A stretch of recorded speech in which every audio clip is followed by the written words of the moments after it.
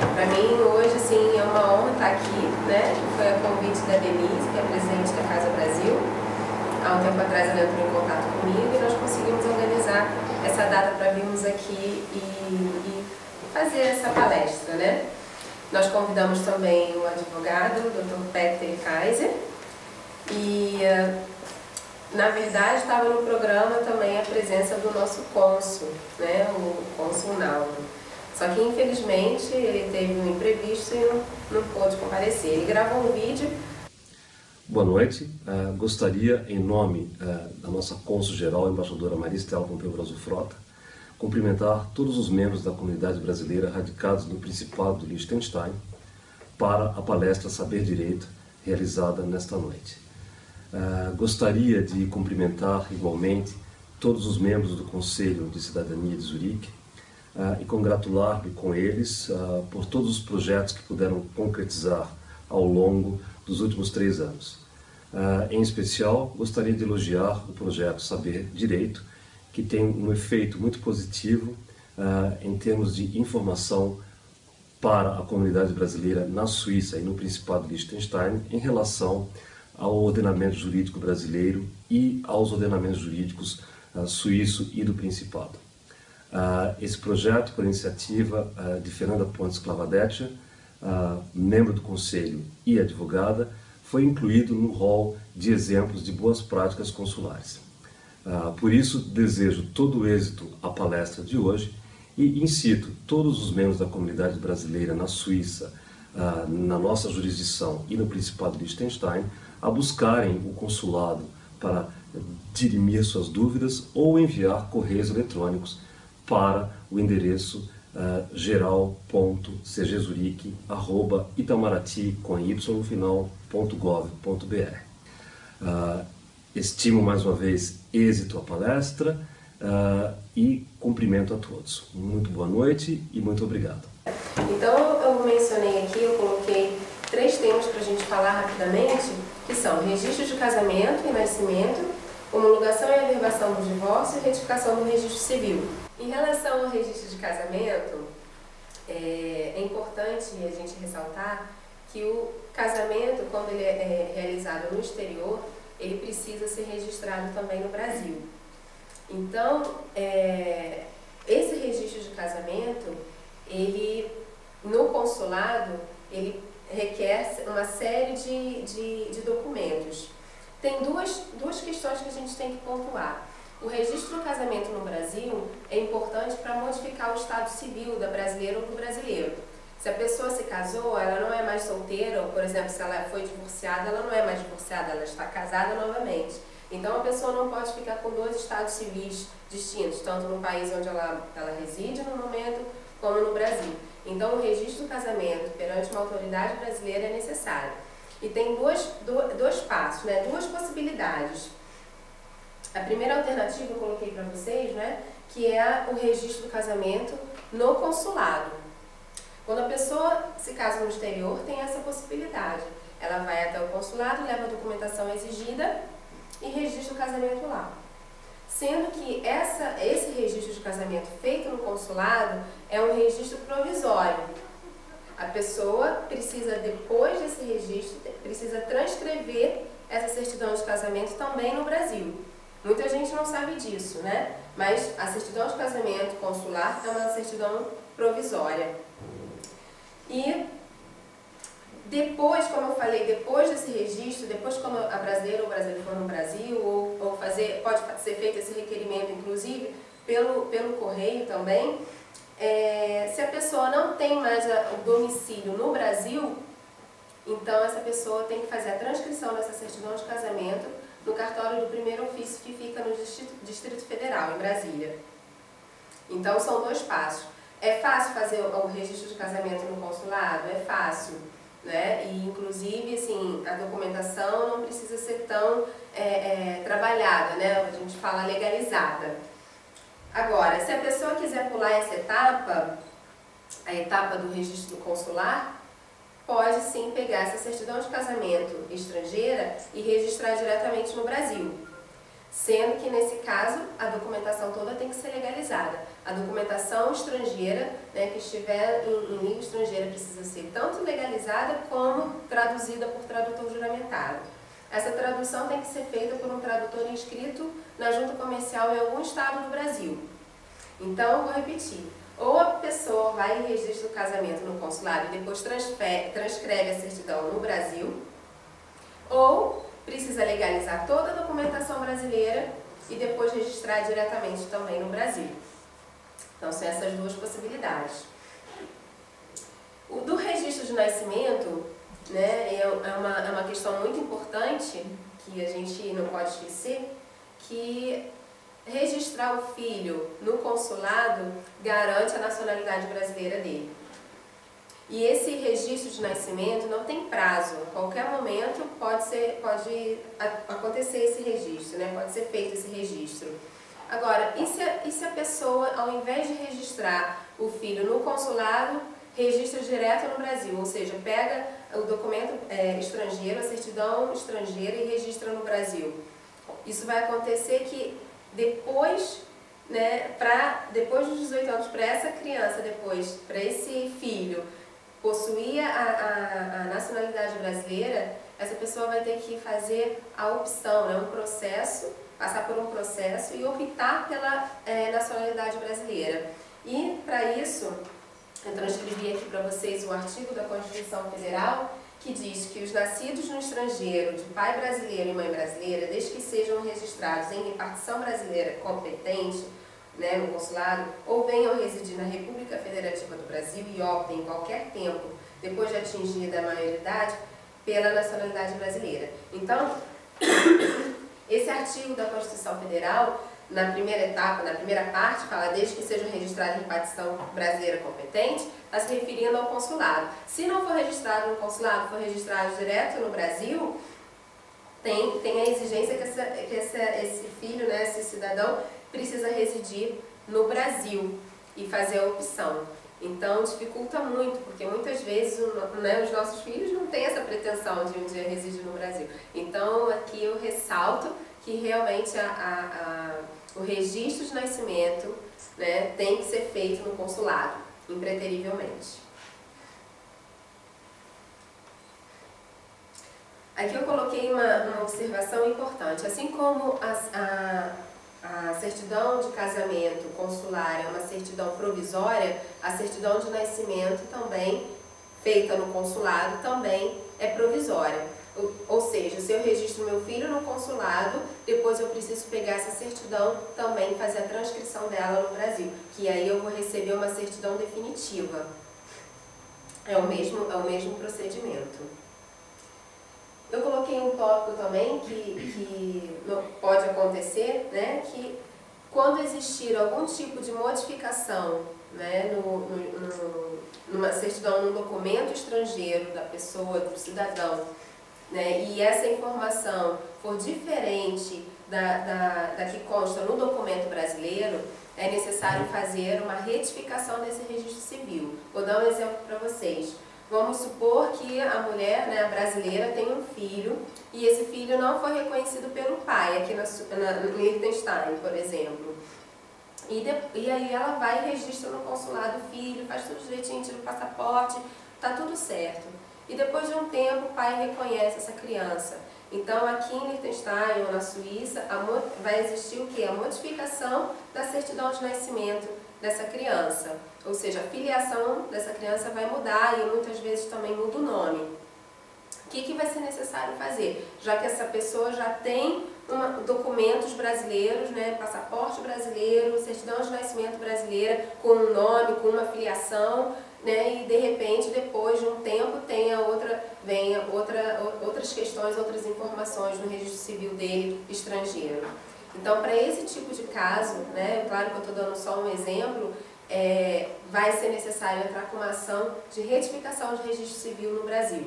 Não basta, por exemplo, apresentar no cartório, olha, mudou o nome lá em Liechtenstein ou na Suíça, então tem que mudar aqui. Não, esse é um processo judicial que o juiz tem que analisar o que aconteceu, se essa modificação que ocorreu no exterior foi realmente uma modificação legítima, né? Vai observar os motivos, né? A legislação no exterior e aí pode, né, na maioria dos casos, é julgada procedente essa ação.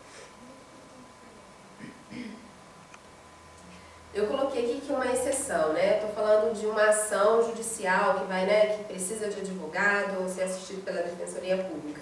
Mas existem certos erros ou certos detalhes numa certidão, num registro civil, que vão dispensar esse processo judicial. Eu coloquei os erros que não exijam qualquer indagação para a constatação imediata da necessidade da sua correção poderão ser corrigidos de ofício. Ou seja, na hora de registrar a criança, sei lá, colocaram um N a mais, né, por erro mesmo de digitação, né, ou por gerações estão lá, o nome do avô já vinha de muito tempo com um E a mais na palavra aí. Juntando toda a documentação, todos os registros, apresentando isso no cartório, é possível de ofício, sem precisar de uma ação própria, o próprio cartório pode fazer essa retificação. Então, quando é oriundo de um erro, é possível.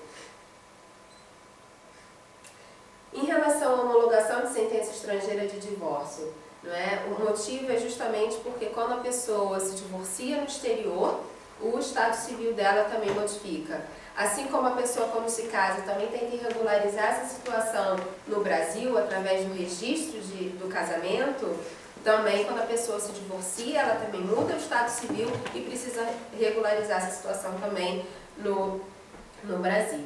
A homologação de sentença estrangeira de divórcio, ela é exigida também muito pelo consulado, né? Muitas vezes a pessoa tem dificuldade para regularizar a documentação, renovar o passaporte, porque ainda não regularizou o estado civil dela no Brasil.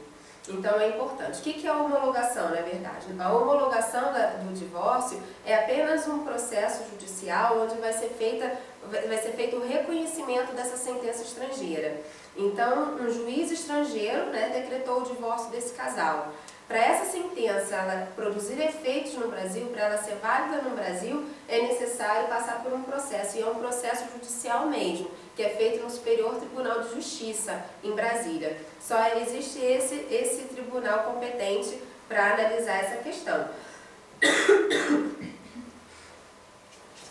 E o que vai ser observado, né? Vai ser discutido de novo a guarda dos filhos, pensão alimentícia, partilha de... Não. Esse é um processo onde o ministro do STJ só vai analisar as questões formais, ou seja, se o juiz que decretou o divórcio é um juiz competente, se as partes foram citadas devidamente ou foi decretada a revelia, ou seja, se realmente ambas as partes puderam se defender ou tiveram a oportunidade também de participar do processo e se houve o trânsito julgado da sentença. Trânsito julgado é quando terminou a ação, não cabe mais nenhum recurso, né? Realmente terminou o divórcio, então isso vai ser analisado. É um requisito essencial.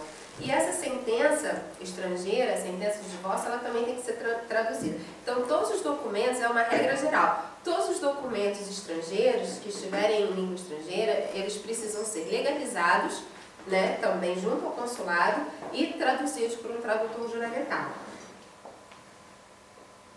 Por que eu preciso homologar a sentença de divórcio no Brasil? Primeiro, para evitar o crime de falsidade ideológica, que é um crime previsto no artigo 299 do Código Penal. Regularizar o estado civil, como eu falei, e também o nome. Muitas vezes a pessoa, depois do divórcio, né, modifica o nome, volta a usar o nome anterior. Então, para fazer esse tipo de anotação na certidão de casamento, né, em relação ao divórcio, é necessário fazer a homologação para poder fazer a averbação que a pessoa voltou a usar o nome anterior. E também para fazer o registro do novo casamento. Então, a pessoa se divorciou e não fez a homologação e depois se casou no exterior novamente. Isso é muito comum, não é? Para registrar esse segundo casamento, a pessoa precisa regularizar o estado civil dela anterior no Brasil. A pessoa não vai conseguir registrar no consulado o segundo casamento, sem antes ter feito a homologação, né, e a averbação desse primeiro divórcio.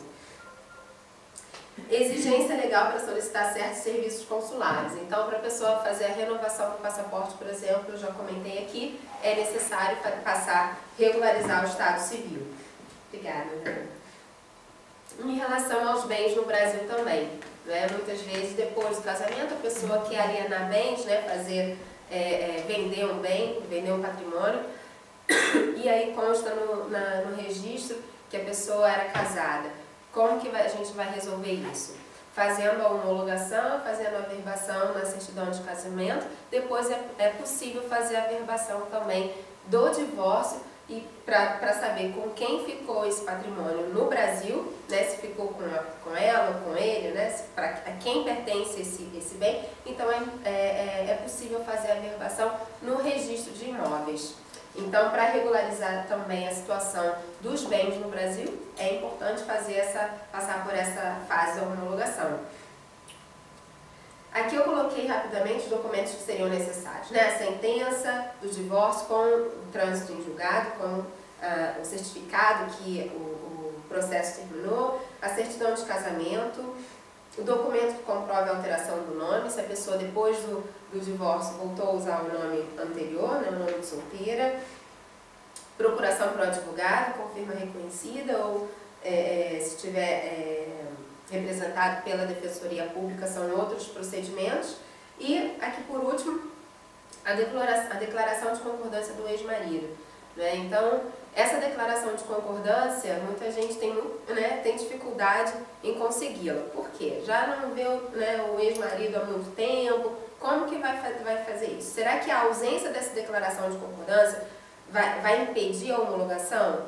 Não impede a homologação, mas esse processo se estende por muito mais tempo. Então, é importante que o ex-marido assine essa declaração, é muito importante porque o processo vai muito mais rápido, né? O que a brasileira ou brasileiro pode falar para o ex-cônjuge, né, para tentar convencê-lo de assinar esse documento?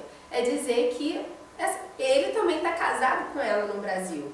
O estado civil dele também é de casado. Então é necessário passar por esse procedimento também para regularizar o estado civil do cônjuge estrangeiro no Brasil. Bom, qual é a intenção da homologação do divórcio? É justamente poder fazer a averbação na certidão de casamento que o casal se divorciou. A averbação do divórcio é apenas uma anotação que é feita na certidão de casamento para dizer que o casal se divorciou em tal data, em tal país, né? E é esse documento que é exigido no consulado quando a pessoa vai requerer algum tipo de serviço. E eu botei aqui, né? Caso o ex-cônjuge tenha voltado a usar o nome de solteiro, essa informação também será averbada no assento de casamento. Então, quando vocês ouvirem falar em averbação, né? Averbação quer dizer anotação. Vai ser feita uma observação no documento, naquele registro. Bom, encerro por aqui, né? Eu sei que é um assunto assim meio maçante e abro as perguntas para vocês, se vocês tiverem dúvida.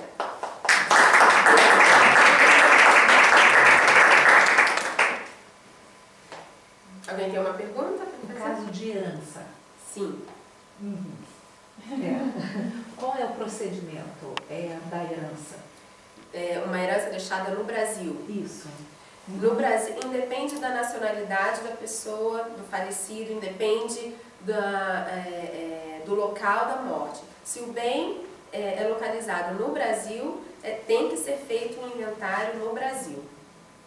E obrigatoriamente. O cônjuge estrangeiro, ele tem que, pela lei brasileira, ele tem que também tomar conhecimento, ele tem que ir no consulado, não é isso?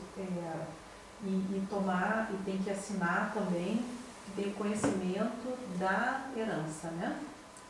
Na verdade, esse procedimento não é feito no consulado, não.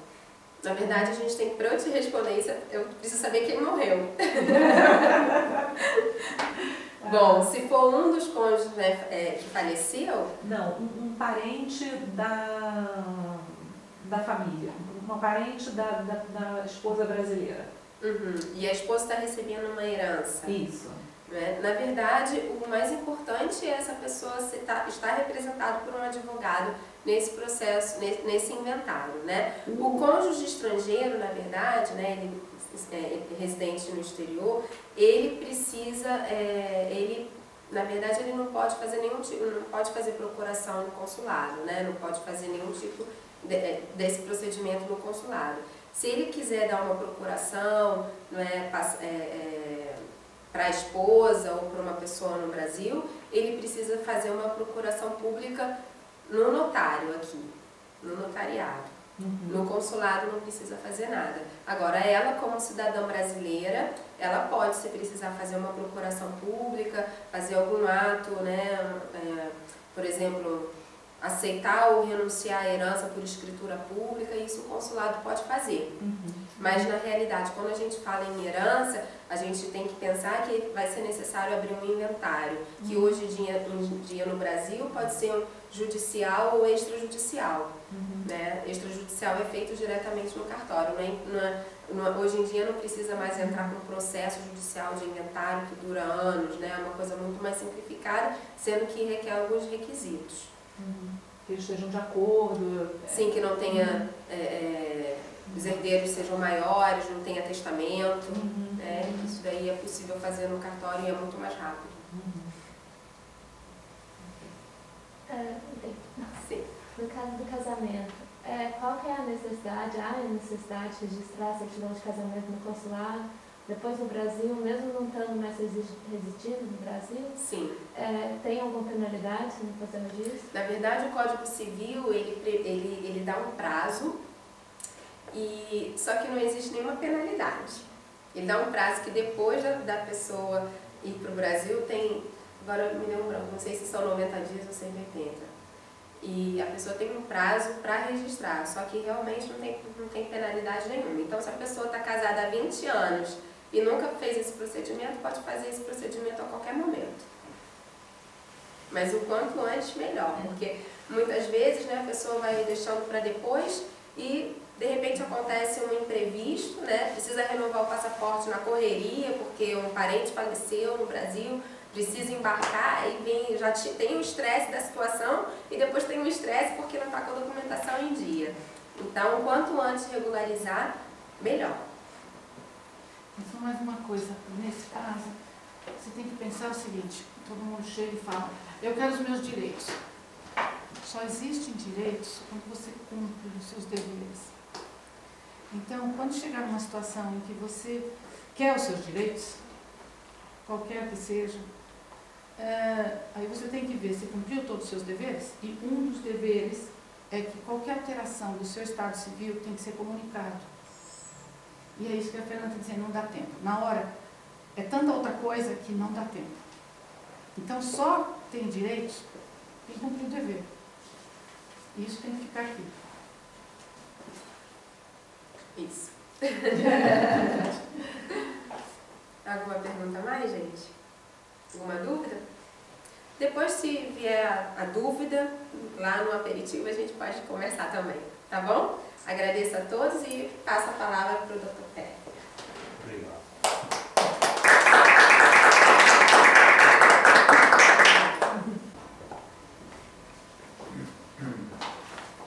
Então, boa noite para todo mundo, seja bem-vindo aqui no Moinho de Bartz, é um prazer que vocês estão aqui.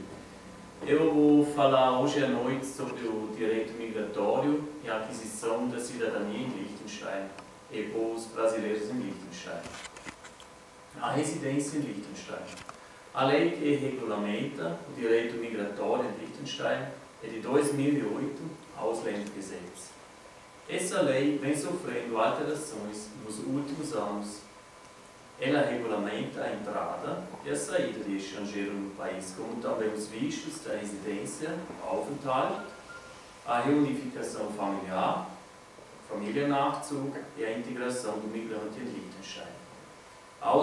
Ausländergesetz abrange todos os migrantes que recebem o trabalho em Liechtenstein, que não sejam provenientes da EBR, Área Econômica Europeia e Suíça. Para os migrantes com origem de países da EBR ou Suíça, existe outra lei, que é o Personenfreizügigkeitsgesetz, do ano de 2009. Hoje vamos nos deter no caso específico do migrante proveniente do Brasil. Primeiros tipos de licença de permanência ou residência em Liechtenstein.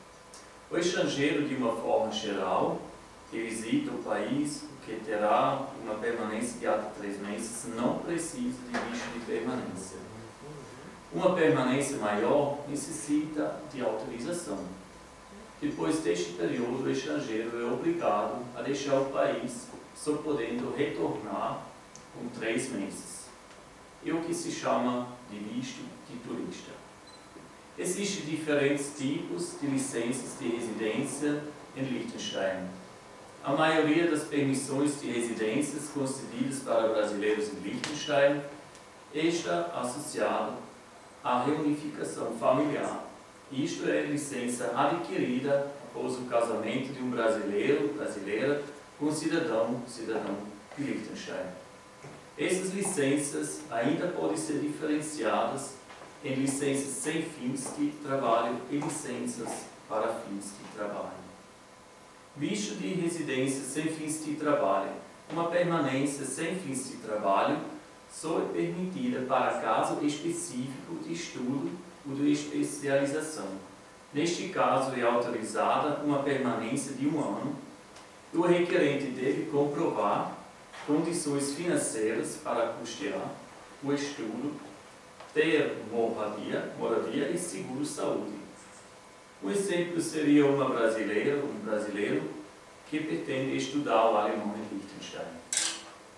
Visto de residência para trabalho. Um cidadão de fora da EBR Suíça, como é o caso do brasileiro, não sendo ele ou ela casado com um cidadão de Liechtenstein, para conseguir um visto de residência para trabalhar em Liechtenstein, só em condições excepcionais. Por exemplo, é o caso de pessoas com cargos de chefia em empresas internacionais ou profissionais qualificados. Neste caso, recebe-se licença do tipo B. A permissão de trabalho para pessoas que moram nos países que fazem fronteira com Liechtenstein é dado para quem é de origem da EBR ou da Suíça ou ainda aquele migrante que tem o passaporte ou visto de residência fixa na Suíça e EBR. Neste caso, a pessoa pode trabalhar em Liechtenstein, mas tem que retornar diariamente para a sua residência que deve ser fixa em Suíça ou EBR. Os tipos de licenças de residência são os seguintes: permanência de até 1 ano, Kurzaufenthalt, licença L; permanência mais de 1 ano, Aufenthalt, licença B; Daueraufenthaltsbewilligung, licença D; e permanência fixa, duradoura, Niederlassung, licença C.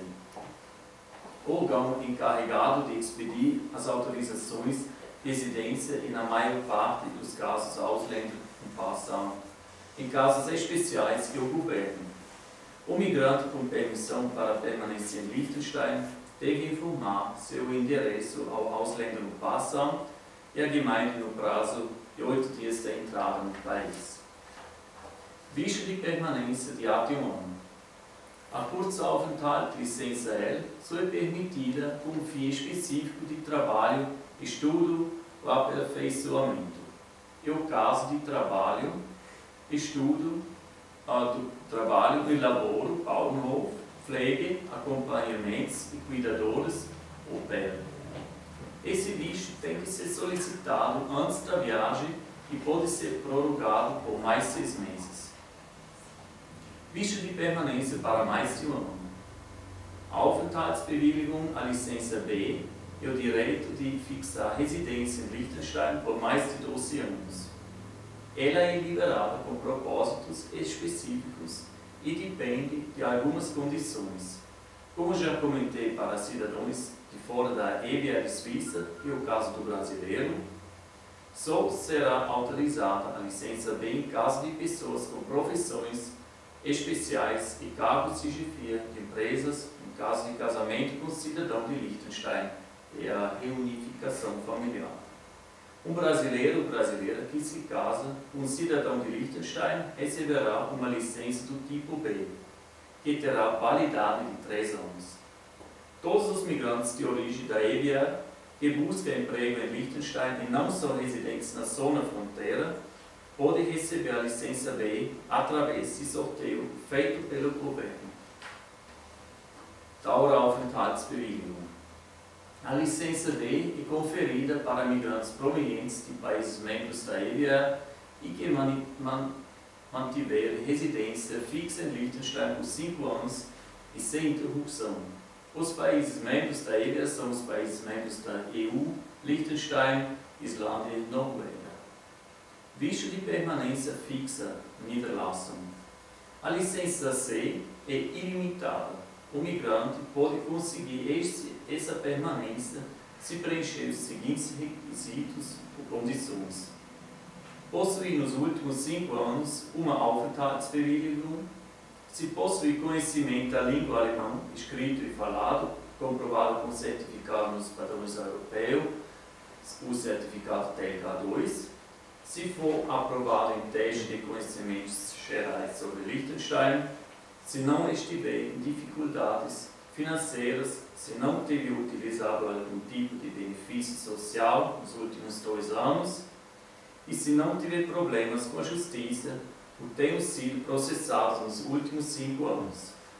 A renovação do Niederlassung ocorrerá se a pessoa já possuiu uma Niederlassung por 10 anos, se a pessoa não se ausentou do país, residência fixa fora do país, por um período superior a 5 anos, e se comprovar que tem condições financeiras, não tiver problemas com a justiça e não tiver recebido algum benefício social.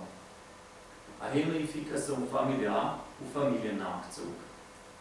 Este artigo orienta a reunificação dos membros de uma família migrante que são eles: o cônjuge, o parceiro registrado, os filhos legítimos do casal menores de 18 anos e solteiros, criança adotada e filhos de outro relacionamento dos quais se detém a guarda.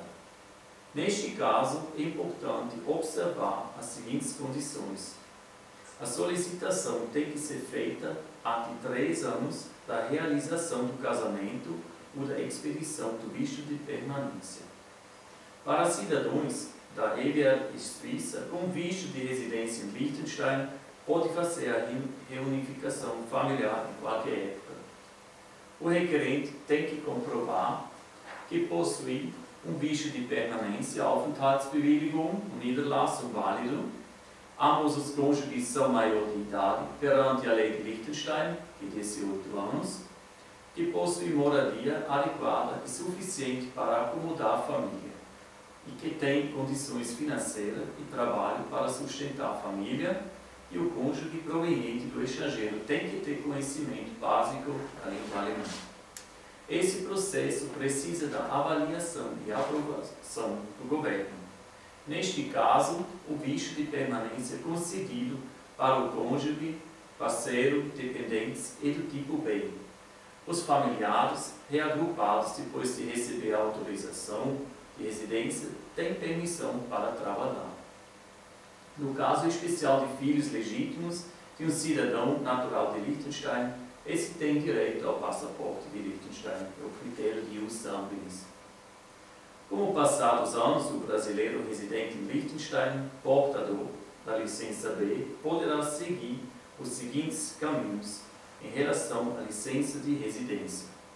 Pode renovar a licença B, pode com 5 anos requerer a licença C, Niederlassung, ou requerer o passaporte de Liechtenstein se preencher todas as condições requeridas. Sobre o passaporte falaremos mais à frente. Lembra que para fazer o requerimento da licença C e do passaporte, o migrante, neste caso o brasileiro, tem que se submeter aos testes para comprovar conhecimentos gerais de Liechtenstein, der Staatskundeprüfung, e conhecimento da língua alemã, certificado TEC, nível A2 para a Niederlassung e B1 para a aquisição da cidadania. visto de permanência após o fim do casamento. Neste caso, também está incluído separação de corpos, divórcio e anulação do casamento. Aqui tem que levar em consideração a duração do tempo do casamento. Se o casamento tiver duração menor de 5 anos e chegar ao fim, o migrante não terá o visto de permanência renovado. Porém, em caso de existência de filhos menores e se existe um bom relacionamento do migrante com a criança, será feita a exceção em prol do bem-estar da criança e o visto poderá ser renovado. Em caso comprovado de violência doméstica, o visto de permanência poderá ser renovado também. Se o casamento tiver mais de 5 anos e o migrante estiver bem integrado na sociedade e manifestar desejo de permanecer no país, o visto poderá ser renovado. Agora vou falar sobre a aquisição da cidadania de Liechtenstein no passaporte.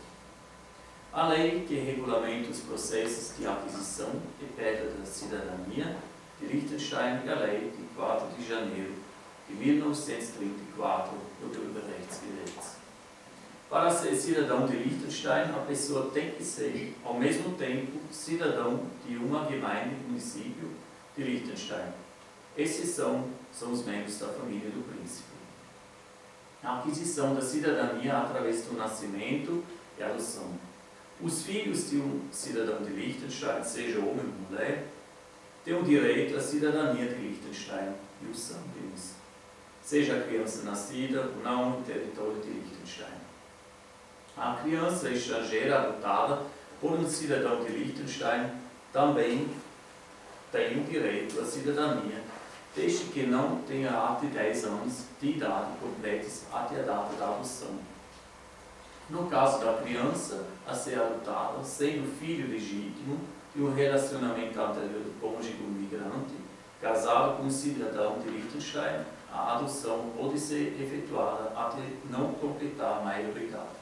Essa é a lei de 18 anos. A aquisição da cidadania por processo simplificado, devido ao casamento com o cidadão de Liechtenstein. De uma forma geral, o estrangeiro que se casa com um cidadão de Liechtenstein terá o direito de requerer a cidadania de Liechtenstein e, portanto, o passaporte. Porém, tem que ser observadas as seguintes condições. Tem que ter 10 anos de residência em Liechtenstein, apesar de que, em vigência de casamento, os anos são contados em dobro. Por exemplo, cada ano de casamento conta como 2 anos, assim com 5 anos do casamento pode ser requerido o passaporte. Tem que ter no mínimo 5 anos de casamento com o cidadão de Liechtenstein e residindo no país. Neste caso, o cidadão de Liechtenstein não pode ter adquirido sua cidadania como resultado de um casamento anterior. Tem que comprovar conhecimento da língua alemã com certificado TFP1 ou do Goethe-Institut e tem que ser aprovado em testes sobre conhecimentos gerais, política, direito, sobre Liechtenstein no Staatskunde. Tem que aplicar a cidadania de origem. No caso de aplicar a cidadania brasileira, temos que fazer uma observação de que, utilizando-se a Constituição Federal Brasileira, o brasileiro que pretende requerer a cidadania do outro país não é obrigado a se desfazer de sua cidadania brasileira. A partir da Emenda Constitucional de Revisão número 3 de 1994, a Constituição Federal do Brasil de 1988 passou a admitir a dupla nacionalidade. Essa emenda inovou ao inserir no texto da Constituição Federal um dispositivo destinado a preservar a nacionalidade brasileira dos que se naturalizassem no estrangeiro. Assim, após a Emenda Constitucional de Revisão número 3 da Constituição Federal Brasileira, temos o seguinte: o artigo 12 do capítulo 3, que trata da nacionalidade, diz o seguinte: será declarada a perda da nacionalidade do brasileiro que tiver cancelada sua nacionalização por sentença judicial em virtude da atividade nociva ao interesse nacional. E 2, adquirir outra nacionalidade, salvo nos casos a. de reconhecimento de nacionalidade originária pela lei estrangeira e B, de imposição de naturalização pela lei estrangeira ao brasileiro residente em estado estrangeiro como condição para a permanência em seu território ou para o exercício de direitos civis. Vamos nos deter na linha B, que é o que nos interessa neste caso. Assim, de acordo com a Constituição, deverá ser preservada a nacionalidade brasileira daquela pessoa que, por motivos de exercer seus direitos civis, como é o caso de adquirir trabalho em determinadas profissões, acesso aos serviços públicos, fixação de residência, etc., deseja adquirir outra nacionalidade, mas se vê obrigado a abdicar da sua cidadania originária, no caso a brasileira, por imposição da norma do país onde reside. A perda da cidadania só poderá ocorrer se for voluntária e expressamente demonstrada perante as autoridades brasileiras.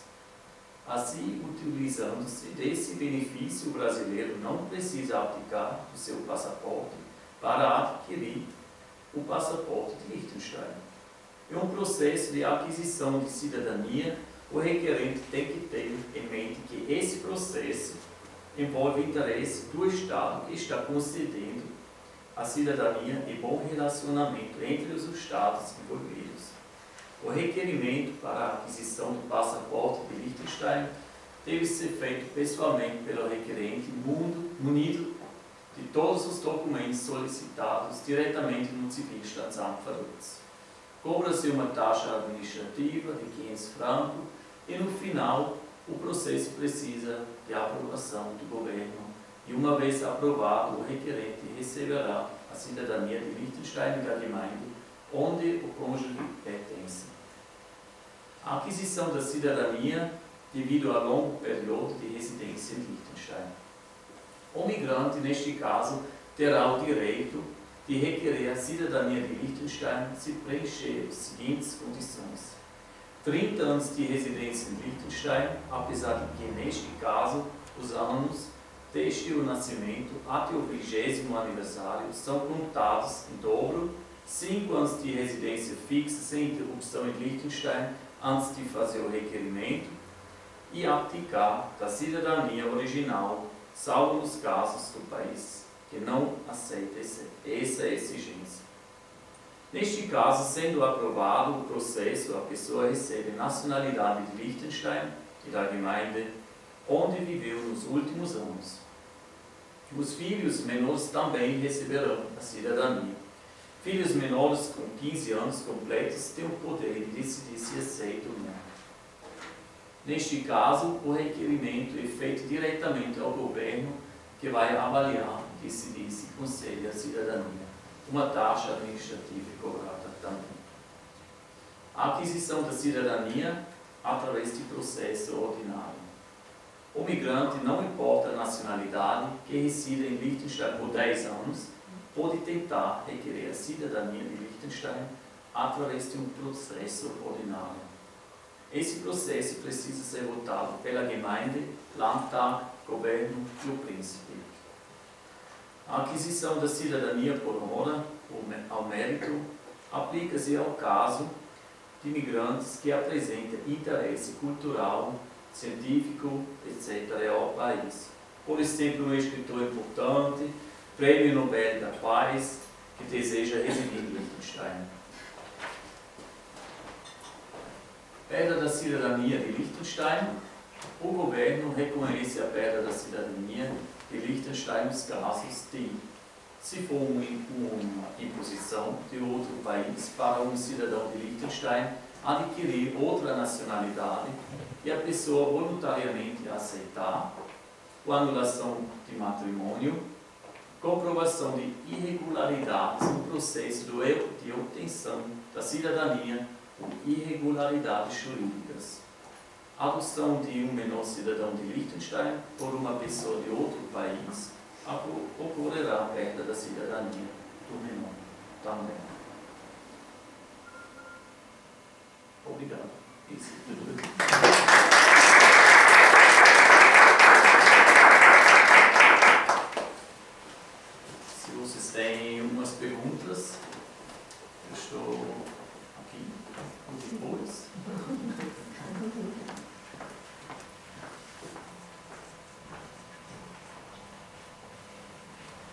Alguém gostaria de fazer alguma pergunta? É uma curiosidade.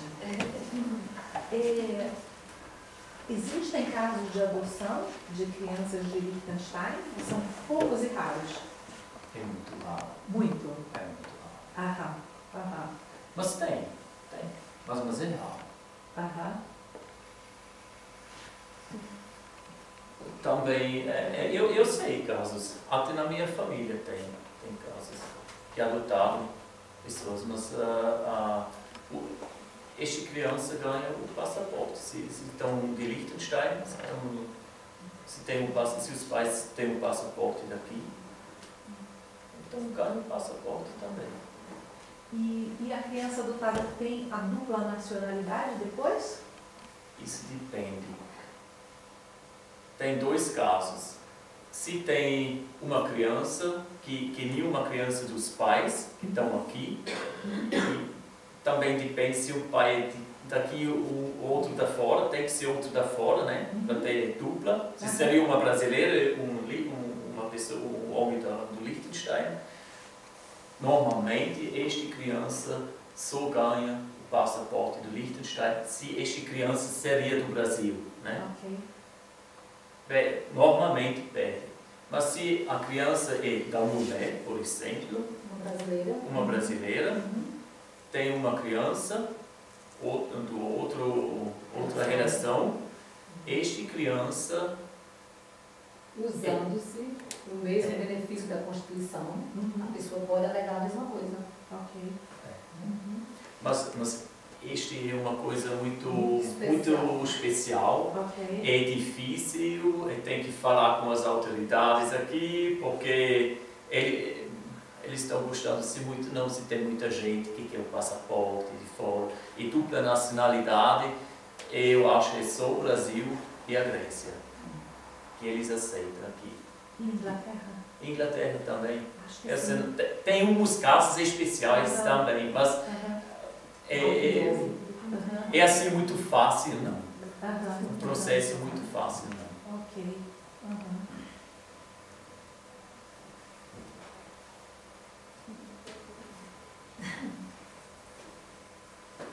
Mais uma coisa.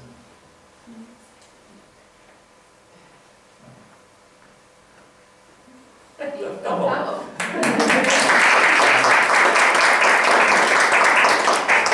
Bom, gente, para finalizar, eu quero agradecer à Casa Brasil pelo convite, agradecer imensamente pela palestra do Dr. Petro Kaiser, que realmente foi muito interessante para mim, né, especialmente porque eu não conheço nada da legislação de Liechtenstein. Muito obrigada mesmo. Muito obrigada à Gisa, que organizou tudo com muito carinho, né? Foram muitos telefonemas, né? E a gente vai aproveitar daqui a pouquinho do que ela preparou pra gente. Muito obrigada mesmo. Sim, eu acho que se não fosse a Casa Brasil e a Gisa, esse evento aqui não seria possível, tá? E agradecer também ao Cinema pela participação dela aqui, que muitas vezes ela prestigia o meu evento. Eu fico muito grata por isso. Ela só acrescenta ao Saber Direito. E dizer à Casa Brasil que o Saber Direito, né, está à disposição, né, sempre quando tiver interesse, pode chamar a gente que a gente vem. Tá bom? Muito obrigada, Laura, pelas suas palavras. Eu que agradeço, né, eu que tenho que agradecer a Casa Brasil por isso, pelo convite. Tá bom? Então vamos lá, bom apetite.